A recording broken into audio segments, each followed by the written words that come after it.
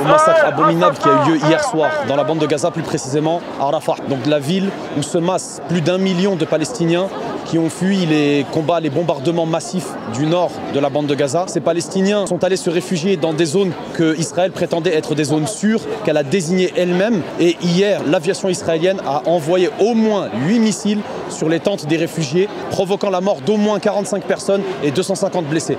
C'est un massacre abominable, nous avons tous vu les images. Il y avait des enfants décapités, un incendie énorme, des corps calcinés.